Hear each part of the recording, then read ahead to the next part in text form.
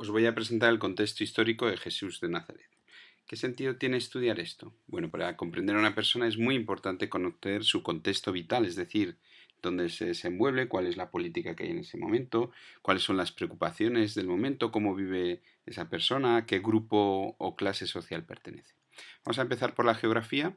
La Palestina del tiempo de Jesús se divide en tres grandes regiones. Está Galilea, a la que perteneció él, Samaria, que está entre Judea y Galilea, y además de estar en el medio de estas dos, es un pueblo muy mal considerado tanto por los galileos como por los judíos.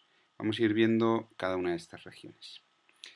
Galilea tenía su capital en Séforis, era una ciudad romanizada, y si os podéis fijar ahí, Nazaret estaba justo a 6 kilómetros de Séforis, con lo cual es muy probable que Jesús, como carpintero que era más bien obrero especializado en la madera, fuera en alguna ocasión a Séforis a trabajar con José a construir los palacios en estilo romano que se estaban construyendo allí. También tenemos todas las ciudades alrededor del lago de Galilea, entre ellas la más famosa es Cafarnaún, porque es donde Jesús se asentó con sus apóstoles. Por otro lado está Samaria, que el lugar principal de Samaria es el monte Sicar, donde los samaritanos adoraban al dios judío, pero lo adoraban de una manera diferente. Por eso los judíos de Judea consideraban que los samaritanos no eran unas personas gratas. Si os fijáis, en la zona de la costa está Cesarea del Mar, donde realmente vivía Poncio Pilato. Poncio Pilato no vivía en Jerusalén.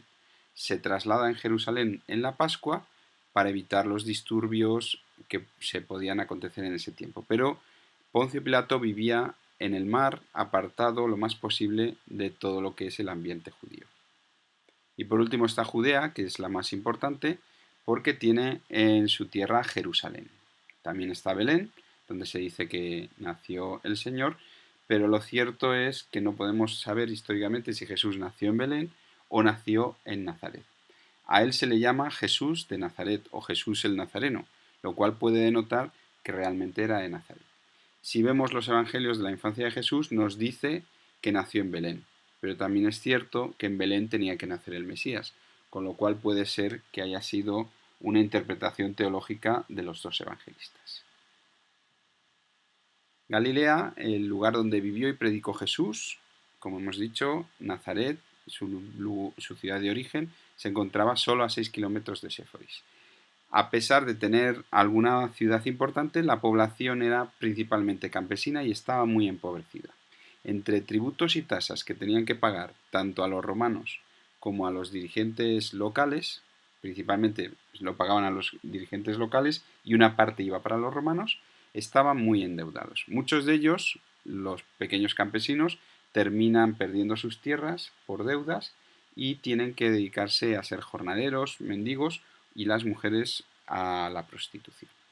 Se la suele conocer como Galilea de los Gentiles o así la llaman en el Antiguo Testamento, pero lo cierto es que era una zona judía, lo que pasa es que estaba rodeada de ciudades griegas, de ahí el nombre de los gentiles, porque a los griegos y a todas las personas que no eran judías se las consideraba gentiles. Es gente sencilla, no conocía muy bien la ley y por eso son despreciados por los habitantes de Jerusalén, que eran gente que conocía mucho mejor la ley, entre ellos los fariseos. Samaria tiene una connotación especial. A la vuelta del exilio, los judíos de Samaria, en vez de distanciarse de los pueblos que estaban habitando allí, se mezclan con ellos, lo cual provoca un gran escándalo entre los judíos de Judea. Estos judíos de Judea los rechazan precisamente por considerarles como ajenos al pueblo elegido. No tienen la misma religión que los judíos, aunque también creían en Yahvé como único Dios. Lo único que ellos le adoraban en el monte Garizim y los judíos lo adoraban en Jerusalén.